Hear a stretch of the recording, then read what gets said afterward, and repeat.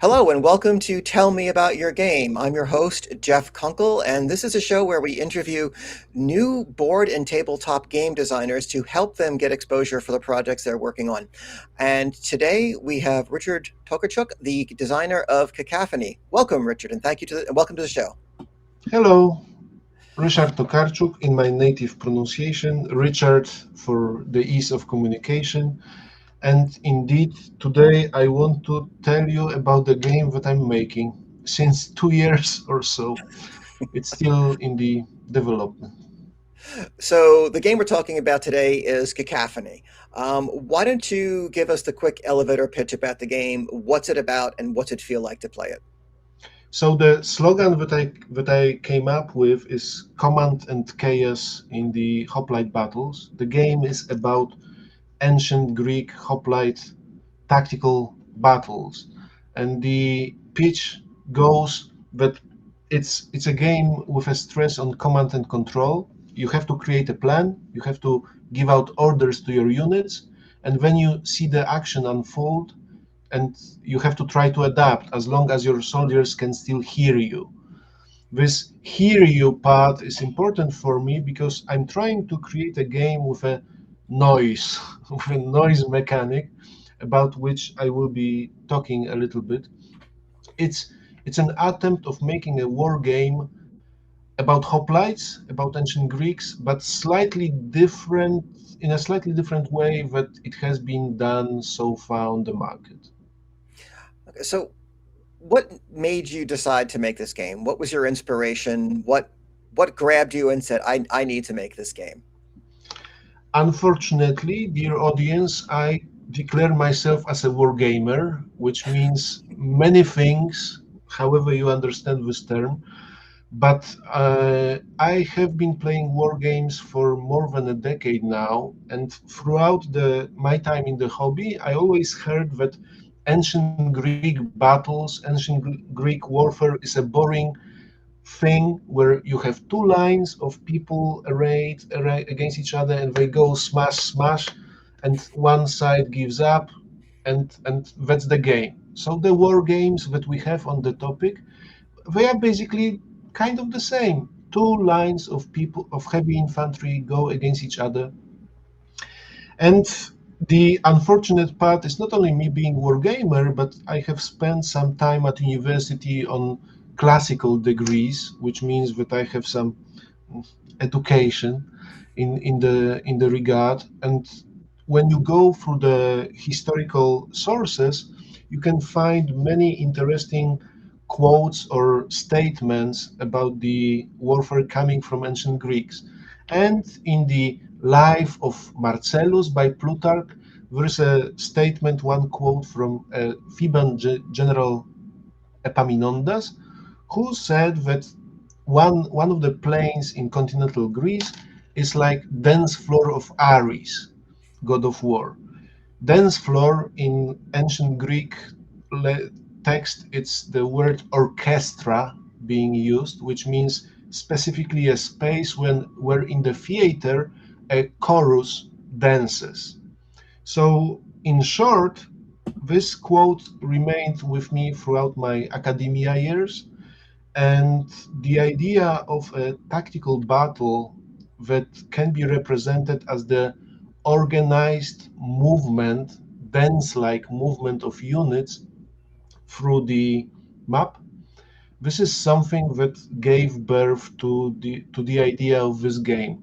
How we can create a game about controlling your units throughout the battle from start to finish. Okay. So a little bit of a background there, a little bit of a history lesson for some of us, which is always appreciated. And you said that you're a war gamer.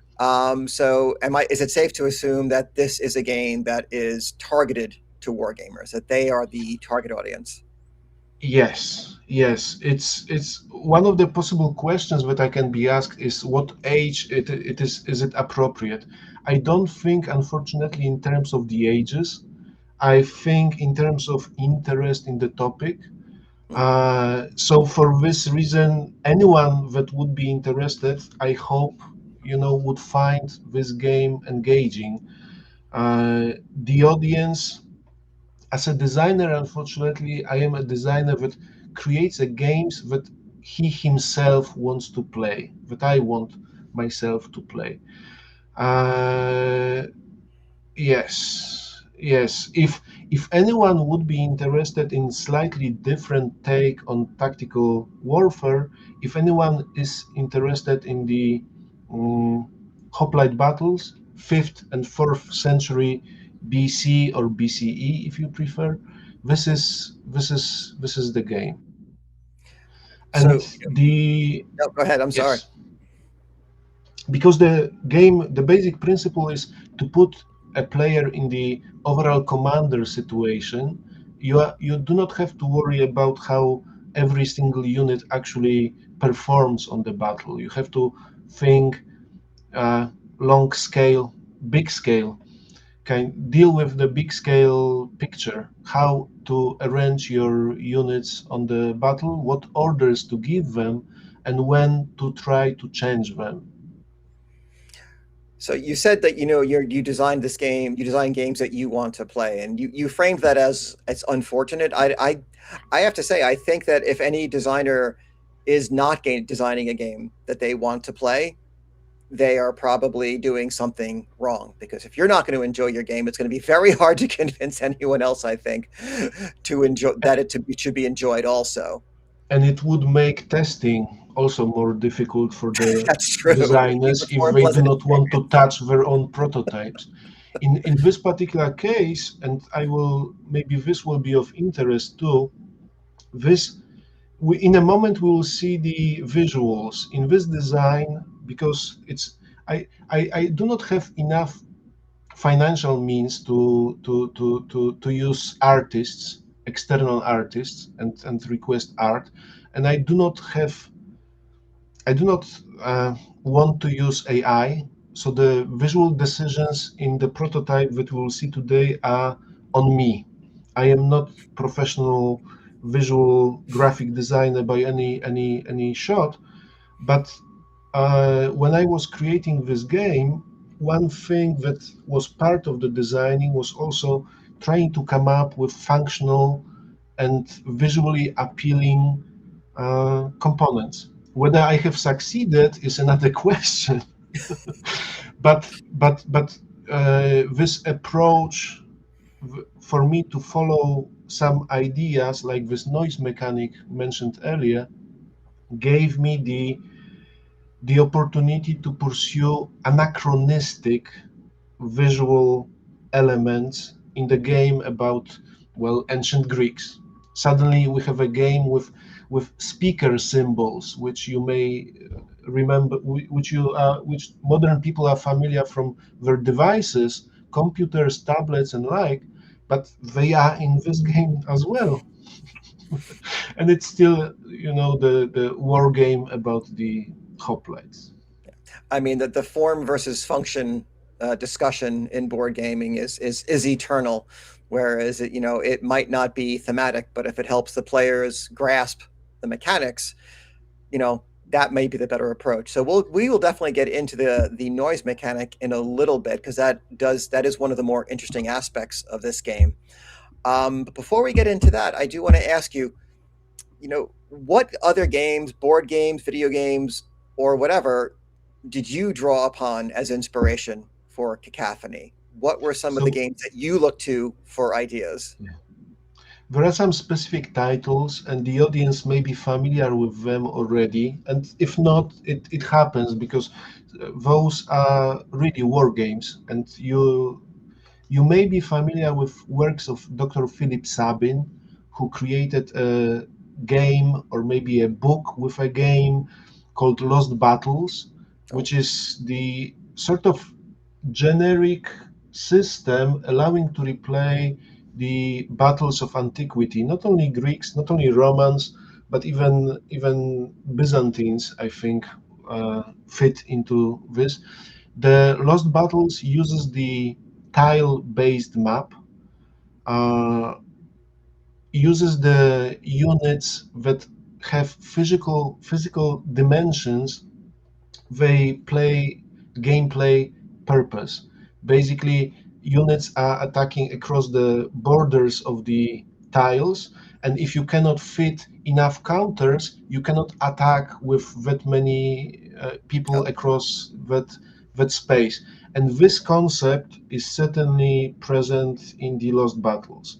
It's just that there are, of course, I am using the ideas and concepts, but whereas Philip Sabin is a sort of academic, scientific uh, model where tiles represent a certain amount of space, units represent certain number of soldiers. In my game, it's much more flexible and really varies between the battles. So it's not mm, scientific in a way, or maybe it's not precise. The scale of my game is not exactly completely precise. So Philip Sabin Lost Battles is one title. As an ancient wargamer, Great Battles of History, and the initiative mechanic, the activation mechanic from those series, units may move in a certain sequence, and players can affect this sequence by trying to activate groups of the units more than once or in a different order than normally they would be activated. And here I have an order system, which is something that is not present in Dr. Sabin game, and it's not exactly present in Great Battles of History, but you can change those orders not only set them up at the beginning of the game, but you can change them throughout the game just as well. okay. Again, obviously, a lot of inspiration drawn from historical war games. So, as you know, through the design process and as a independent game designer myself, I've often enter into a new project, a new game design with a few core ideas that I consider to be non-negotiable. And while many things may change about the game, those core ideas remain constant. Did you have any core ideas, any non-negotiable concepts that you had in the beginning of your design process for Cacophony? Because I wanted to make the hoplite battles interesting, I made first decision that this is a game about command and control. And because of this, I will concentrate on the matters of command and control, which leads me to this noise mechanic. It sounds puzzling, but basic idea is very simple. Units, when they move or do something on the map, they create noise in the areas where they are. And you can issue new orders to those units, but depending on the levels of noise in the areas where the units are, it may be more difficult. You basically have to spend more resources the more noisy it is. And at certain level, which I think I want to call cacophony, at certain level you cannot issue new orders at all because it's just so loud. So whenever units move, whenever they fight, the noise, the confusion increases. So this is one thing that basically makes my game really. The second thing is the order system. Every unit in the game has some order assigned to it and has to at all times. This is basically you are always constrained, but what your order allows you to do. So, for example, you can move across the map using attack orders or move orders, but you can have order called hold, and then you simply hold your position, whatever it is, and simply nothing happens. You can retreat, and all those orders come with constraints and what they allow you to do.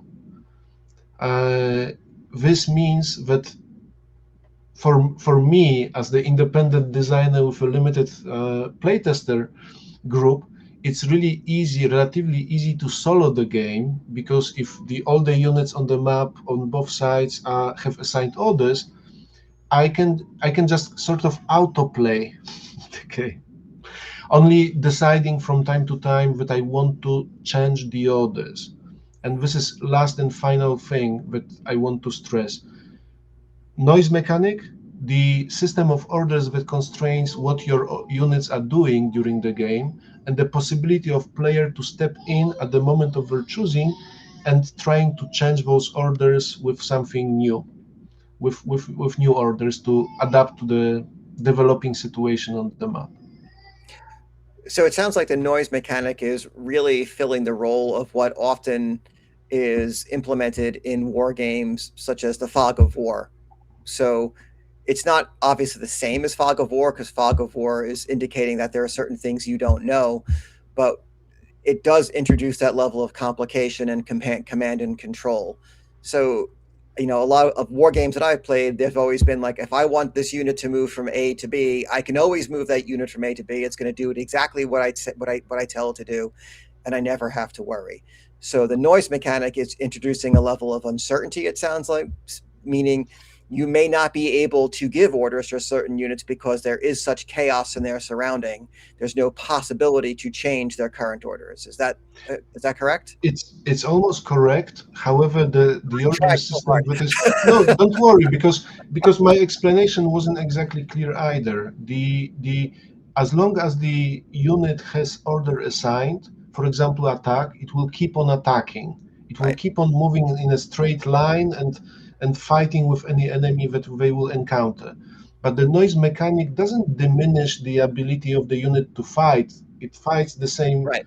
with the same strength. What changes is that if you want them to stop fighting, the more noisy it is around them, the more difficult or maybe even impossible it will be for you to do this. So uh, it's it's it's it's not exactly the fog of war as you described. Right. It's because the once again the units may retain those orders, but obviously for obvious reasons there may be situations where you want those orders to be different. Maybe your units are too weak to attack and you want them to stop and regroup, and maybe you won't be able to stop them. Maybe you broke through the enemy line and you want to roll the enemy line from the flank, but will you be able to stop or ask your soldiers to stop running in a straight line and just turn about face and benefit from the flank advantage? This is what this noise mechanic is giving us. So it's almost like your units have a certain have momentum. So once you give them an order, they're gonna keep moving in that, and the noise mechanic determines how difficult it is to change that momentum they have. So they're not going to freeze in place if they can't get an order. They're just going to keep doing what they were doing, and that's where the challenge comes in, managing the Yeah. noise mechanic, so you can have that command and control flexibility to change the orders of the troops on the field. And I do not know how clear this will be, but I want to say one more thing about noise mechanic. Noise is a feature of the area, not the units themselves. So what units do perform actions, units receive orders, the noise increases, but noise remains within the areas that have been affected by the change. If the unit moves out of the area, maybe into more quiet space, it becomes a little more effective or a little more flexible when it comes to receiving new orders. Yeah, I think that makes a lot of sense. So, because a unit in an area, they may be contributing somewhat to the noise in the area, but the noise in the area is an amalgam, if you would, of everything that's happening in that area, and it's not tied to a specific unit. Is that right? Yes, and thank you for your vote of confidence, because one of the things that I personally dread, and I will say this out loud because after all, no one minds a designer having dreadful thoughts about his or hers design.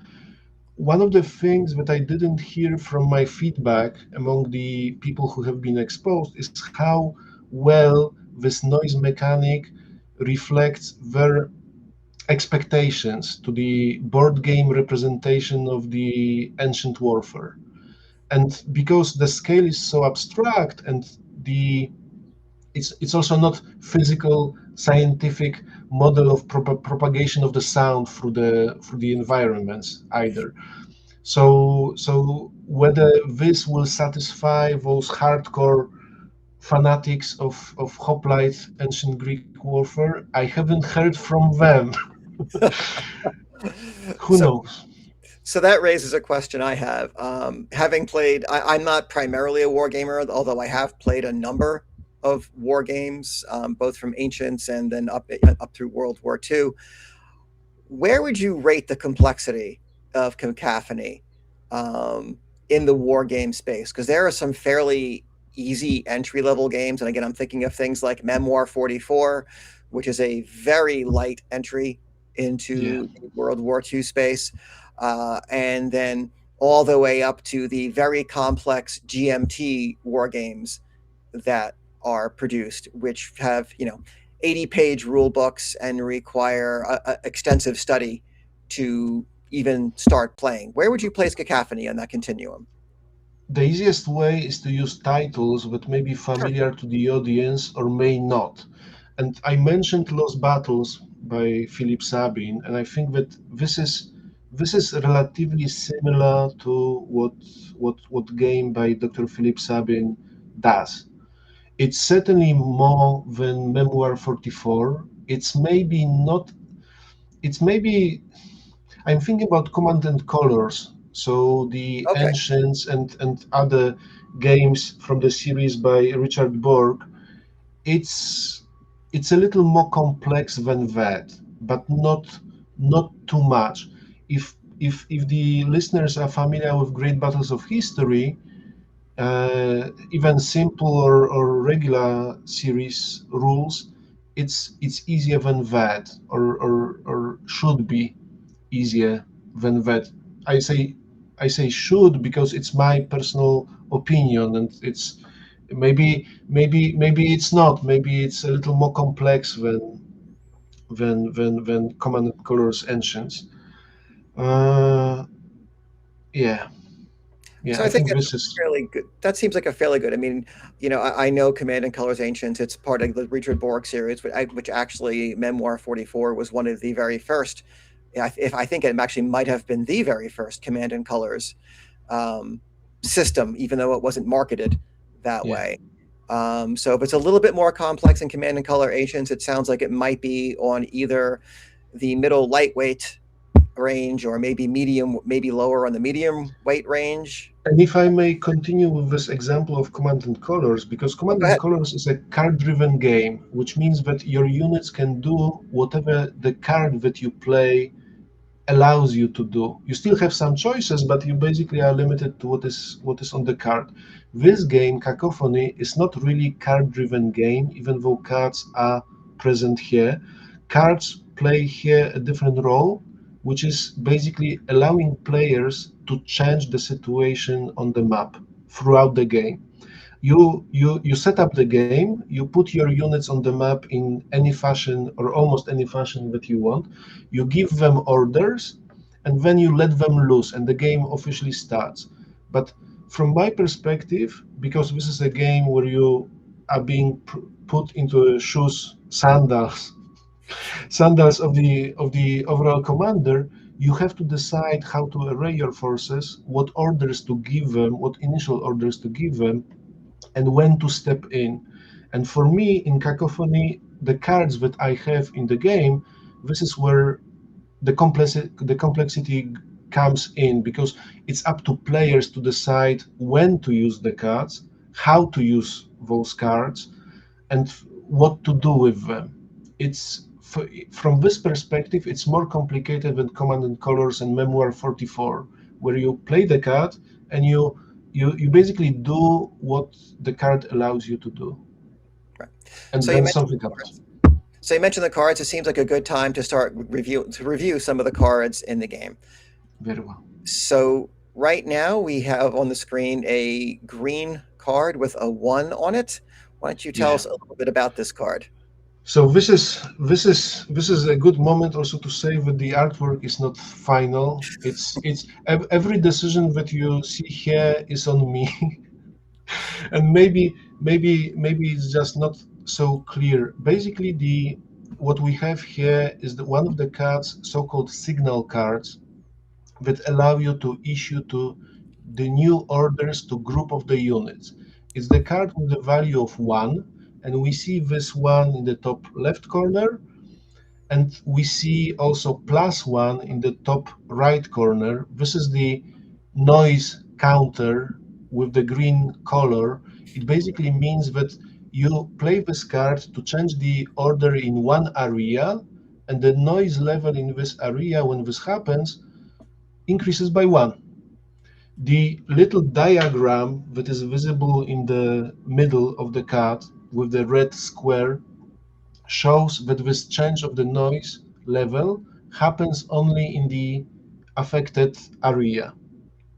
All the adjacent 8 adjacent areas are not affected by the increase of the noise. The painting is for the theme, because the card is supposedly representing the trumpeters or trumpeteers, blowing the signals to the soldiers, and those signals meant something. The last element that I didn't touch upon, there is the bottom right corner with a little letter I or E. Well, in Polish, I suppose it's E, I in English. And very, because when you change the orders, and the louder it is in the given area, there is a slight chance that orders may be delayed. It would be a letter D, or ignored when we have letter I, or maybe they would be applied randomly, like C chaos. So basically, there is a chaos mechanic. Unless you will expend multiple cards to issue a new order, you may run the risk that your order will be ignored. So this is what this little letter is about. Okay, so it sounds like even just issuing an order will increase the noise, not just the activity, but also just the very Yes. fact of sending an order into an area will increase the noise level. So, And if we will continue to the next cards, we will see that it gets even noisier, because the same card but with a higher value of 2, increasing the value of noise by 2 in the red square area where you play the card, but in the all adjacent areas the noise level increases by 1. Those black squares, uh, they are meant to represent the propagation of the fanfare and the blowing of the trumpets. It gets noisier, but at the same time, those trumpets can be heard in adjacent areas. So all your friendly units in those adjacent areas can change their order just as well. hmm, And the color is coded with the levels of the noise. They will be progressing from green through orange to red until it hits white, and it becomes the maximum level. Uh, yes. okay, so then that brings us to the level 3 card. And here we see how the grid map, orientation, and game that allows moving only in orthogonal directions, not diagonal, simulates propagation of the sound. We see this red square in the middle.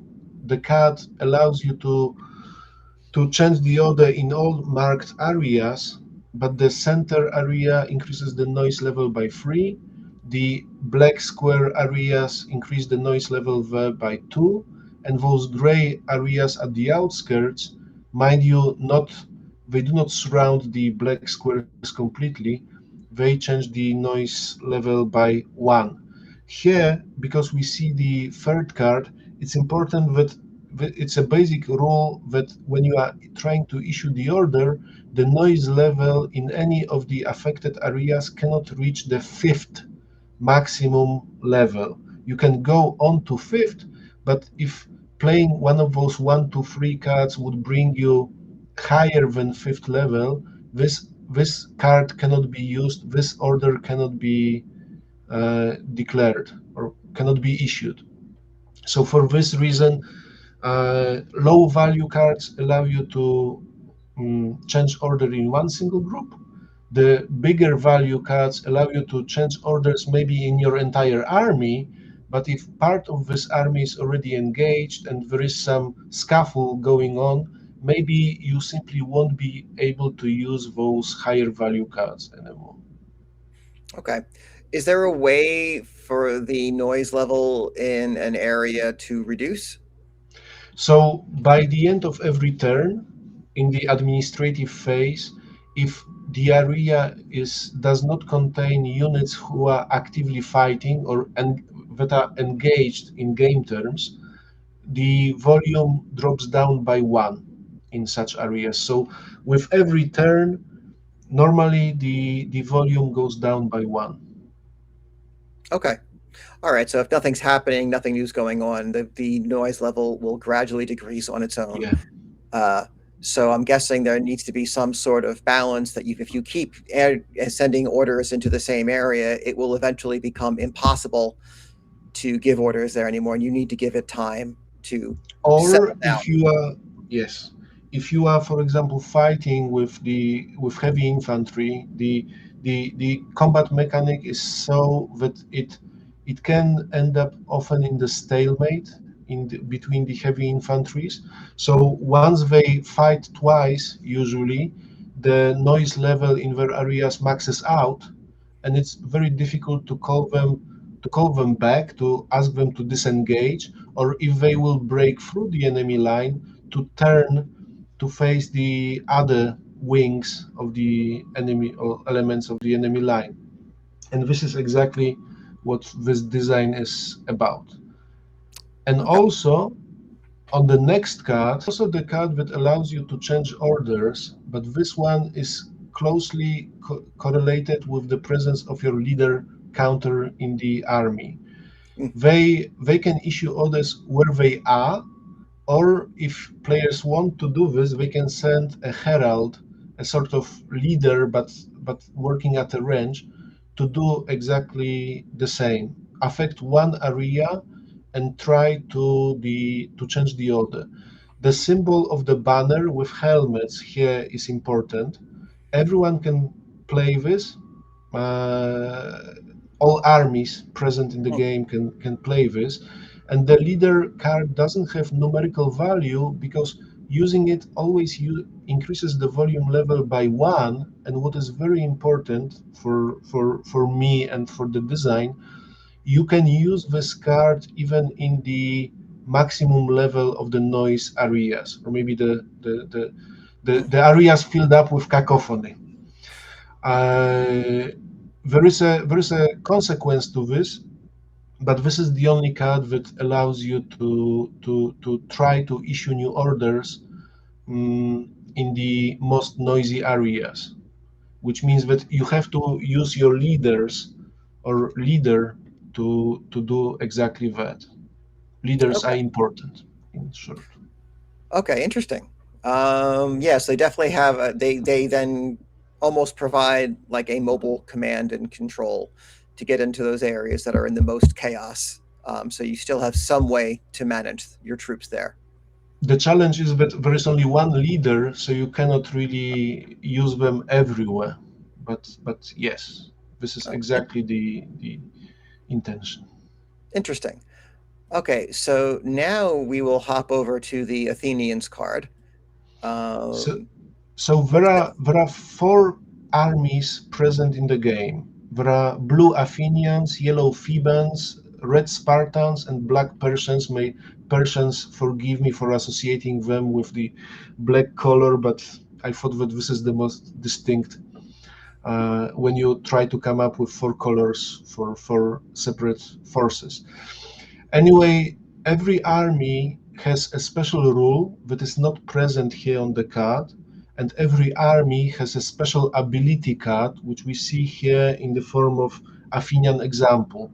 They can basically rally or regroup, as in my game it is being called, in one area immediately. Whatever happens, whenever you are in the turn, you can do this right away. And please note in the top right corner, this white banner from the leader card makes a reappearance because this card can be also used as a leader card. Oh, So you have more leader cards than just those cards with white backgrounds, and the army card is one of those. Player do not need to hoard this card only for what is written on the card, but can use it as a leader card if they choose to do so. okay. So they've got a little bit of strategic choice about which of the two abilities, either the written ability or its impact as a leader, how they want to expend that card. It's it's important to think of more than one use for the card in a card Yes. based game. And it's one of the possibilities of doing this. Because this is an army card, I will observe also that this card is usable only by Athenians. So if for any reason you are not playing as blue, you cannot use the leader banner element, and you certainly cannot use the special ability of Athenians. So is there a shared deck in this game? So you will both be drawing from a shared deck, all but all you might cards be all drawing cards are cards not from shared. your army. Okay. All cards are shared, but the those army cards, like the one that we see here, it always starts in the player's hand. Ah, So you are not waiting for the ability to come to you, but it's up to you if you want to get rid of it or use it earlier or use it as a leader card. And in the draw deck, there will be also one army card that is dead weight for both players. Because forgive me, dear listeners, I haven't said that this is a two-player game. It's not a multiplayer. It's designed as a two sides against each other. So in any case, there will be one dead weight card in the deck. okay. So that brings us to the hoplite card. Because there are cards that are affecting, giving some special abilities to types of units. There are three types of units in the basic game. Persians break the mold a little bit, but basically light infantry, heavy infantry, and cavalry. And hoplites is the word for the heavy infantry. Uh, and once again, this is a special ability that can be used when certain circumstances occur. Here, when you are being attacked at a distance, or where enemy light infantry is skirmishing against your units, you can play this, and suddenly this light infantry finds themselves engaged with your hoplites, which means that they will not last probably long once we will get to those hoplites attacking Peltast. And once again, this type of card is playable by everyone, all armies, regardless of their colors. I try to show this by the colors of the shields or the shield devices, but also top left corner, white background behind the herald symbol. And we see also once again, this card can be also used as a leader card. So even if you do not have hoplites, because maybe they have been all smashed and and run away, you can still use this card as a leader card. Okay, so I think now is a good time for you to give us a brief overview of the game. So this is the tabletop simulator mod for the game. Why don't you Indeed. walk us through this? So what we see here is the map consisting of the tiles, modular map consisting of the tiles.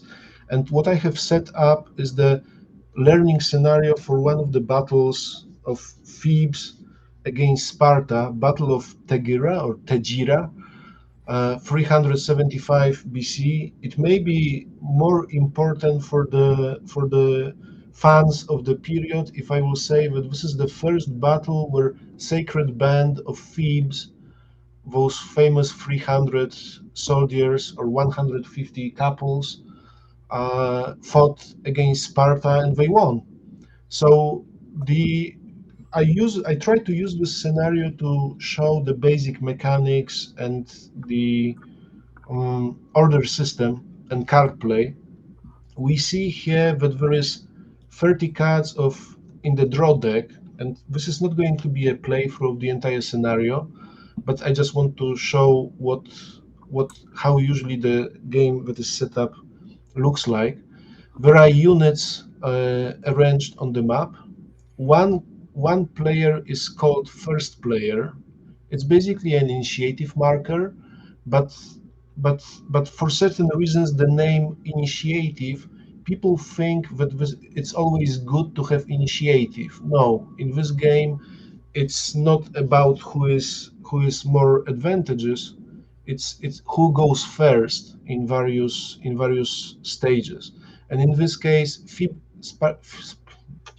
Fiban yellow player goes first. There are cards, and the limit of the cards on the hands are 4 in the game.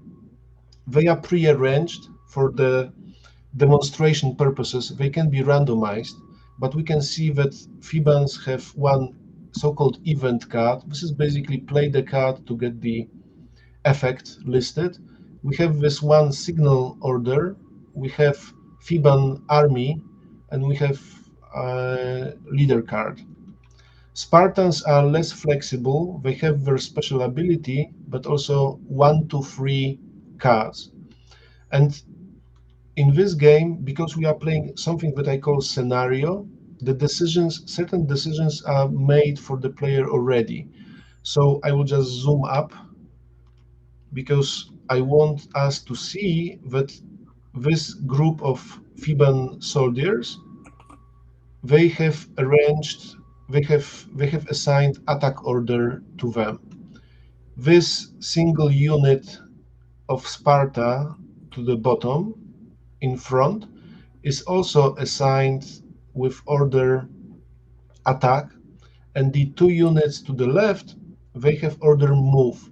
Now, what is important for me, in this little white rhomboid at the bottom of the order counter, we see some digit.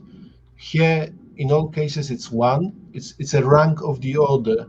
Basically, the basic premise of the game, we execute orders in the rank order. First, we execute all 1 first rank order, then second, if any, then third, then fourth, then fifth, if any.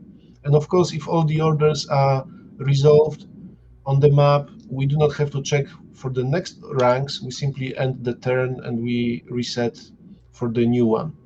So because Fiban player is the first player, they can execute the order first, but at the very beginning of the turn, they can also change their orders. So one of the things that I want to do here for the sake of the demonstration, one of the possibilities is, because if I execute the order to attack, Fibans will move in here, and in the moment, they will be attacked in turn by the Spartans.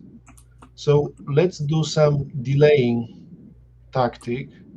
Use leader card to either change the order or actually change the rank of the order, because we can slow them down a little. So I'm doing this by playing the first card. The noise level in the area is non-existent, so there is no increased cost for doing so. And using leader card increases the noise level by 1. So I'm placing a green speaker marker in this area. And after doing this, Fiban player can continue playing their cards to change the orders, but Fiban player is happy where they are right now. So the play continues to Spartans, who see what is happening, but they may not have much cards to do much about it. And maybe they just want to give us an easy demonstration here. So Fiban Spartan player chooses one of the orders with rank number 1. Here in this example, they go with attack. They move 1 area forward. I usually pivot those markers to show which orders have been resolved already, which is just allows me to remember. And after executing the order, we have to increase the noise level. A little one approaches. I need to hurry. We have to increase the order in the destination area. In this case, we increase the level by one. Special ability of Spartans, they march to the sound of the flutes, according to some testimonies. So they do not, they are able to march in more quietly. Normally, heavy units moving, mm, they increase the levels by two.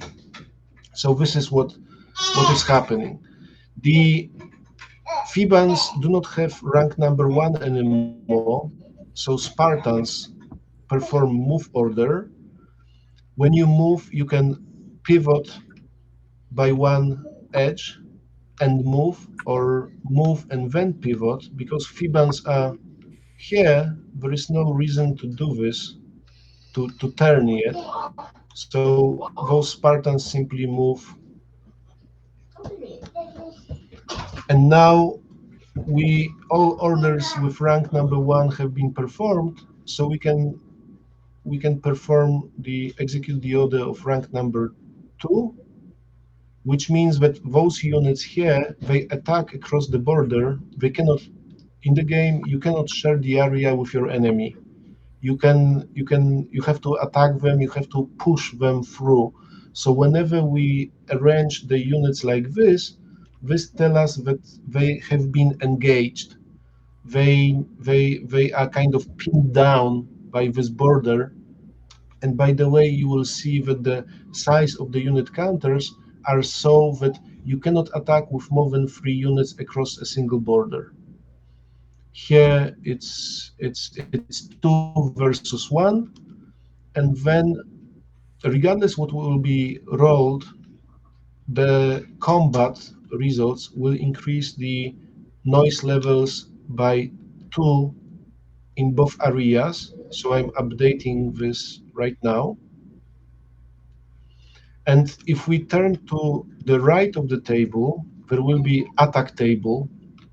Don't worry, dear listeners, I am not necessarily going to continue much further with the demonstration, but I just want to show you the possible combat situation. The attack tables have been designed so that if a unit of a given type is present in the combat, we can choose the row to roll on.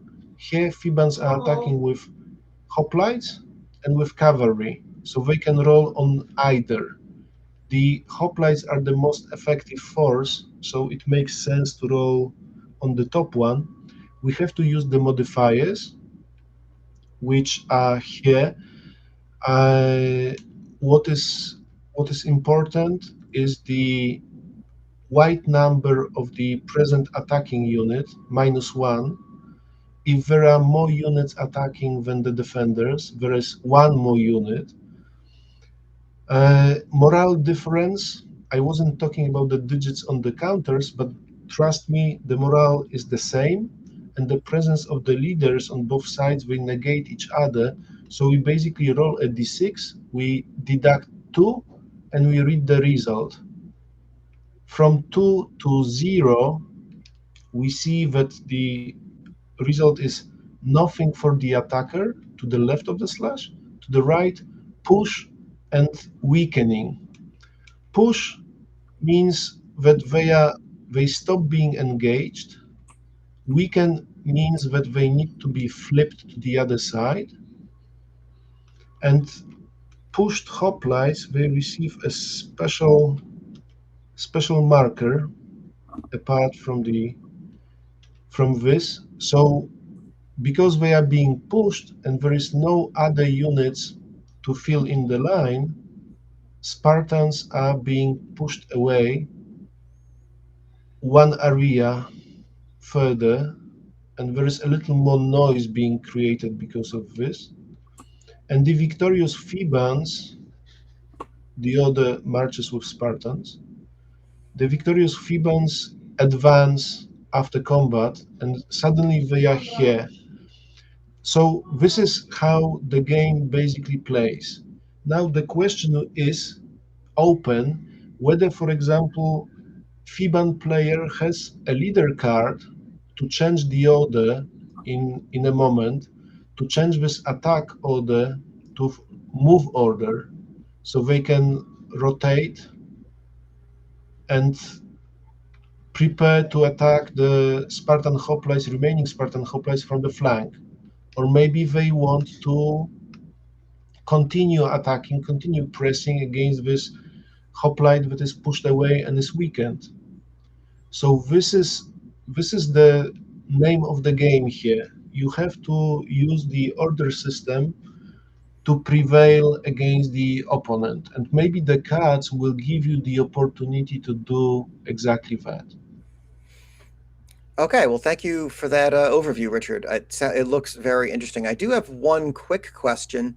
Mhm. What kind of victory conditions are there? Are they scenario based, or is it fixed from game to game? How does one win? So unfortunately, it's about eliminating of the enemy units. In this particular scenario, we can we can go to the scenario condition. If you go to the bottom left, underneath the tables, attack tables, forgive me, and I say bottom left. Oh no, it's bottom right. It's bottom That's all right. right. I with the camera in Tabletop Simulator, I just don't know what's left and what's right anymore. Anyway, here the side that eliminates two units wins, which means that Spartans need to either force off the Theban two units of the map, or just eliminate them by weakening them twice in combat. Are there different victory conditions in different scenarios? Normally, because the game consists of two basic modes, you buy your units for the army using points, and you then end up playing battle with some tabletop miniature players may be more familiar. You play the army of 30 points of units Okay. versus an army of 30 points of units. In those situations, you have to eliminate or force off map at least half of your enemy force, while you avoid being suffering the same fate. In the historical scenarios, because historical scenarios are still under testing, it's a modification of that basically. Here, this elimination of two units is actually eliminating more than half. But historical battles would have probably those thresholds modified to represent particular situations, or maybe the morale of the units. But in general, it's all revolving around the elimination, making units vanish from the map, making enemy units vanish from the map. Okay. So you mentioned that there are historical scenarios in development. So I imagine that means that there are still, while Cacophony looks like it's evolved, has come a long way in its design, there's still some work to do. Is that correct? It is. The rules need further tweaking and polishing. At the first iteration had a prose-based rule book, and in the recent months, I'm trying to transition into paragraph-based rules, which is difficult and requires a separate skill set almost to make it work. Some minor rules are being still tweaked. So, for example, how many units can be present in a single area at any time? Initially, it was, for example, six. Now I'm more inclined to have five. So, and the combat charts have also been recently modified. So, and because the testing, the development is never done, I cannot say that once again, this is the final rendition of the rule set. Some things can be modified even more or Okay. further. So I like to always close out the episode by asking the designer if the audience watching this episode is intrigued by Cacophony and would like to learn more about it. Where can they go to learn more about it, and how can they engage or maybe even join the Cacophony community? So one thing, previously before joining Tell Me About Your Game community, I was present on itch.io portal, and the game is present there, though it's not the current iteration of the game.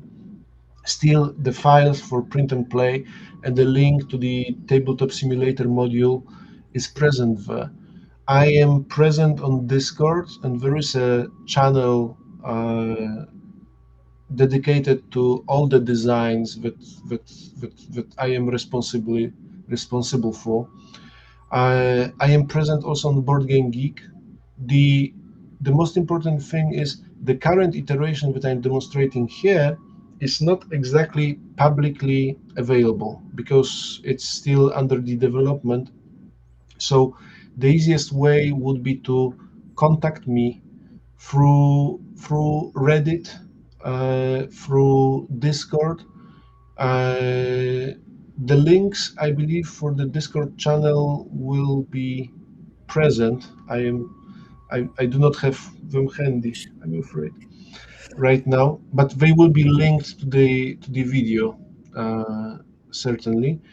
Uh, in the worst case, I can be always found and located through Board Game Geek or the itch.io through my foreign first name and last name. Okay, so yes, as you mentioned, all of those links that you mentioned will be in the show notes for this episode. Discord, itch.io, your contact information to Board Game Geek, all of that will be available in the show notes. So if you are intrigued by the design of Cacophony, I encourage you to use those links, get in touch with Richard, and learn more about the game. Because I think, and I believe you mentioned that more playtesters is also something that you would be interested in. Yeah, it's when you design the game and then you end up with testing, and the more people, there is only 24 hours in a day, but the more people can play test with you, actually the more tests are being done within those 24 hours. Okay, well, Richard, I would like to thank you so much for joining us today on Tell Me About Your Game and giving us some information and an overview of Cacophony. I would encourage all of the viewers to please like and subscribe to this video. Our whole purpose is to surface the work of new and independent game designers because it is a very real challenge, and that can only happen if people like our videos, subscribe to the videos, make a comment below, and give your feedback. We really want to spread the word about all of these independent designers' works.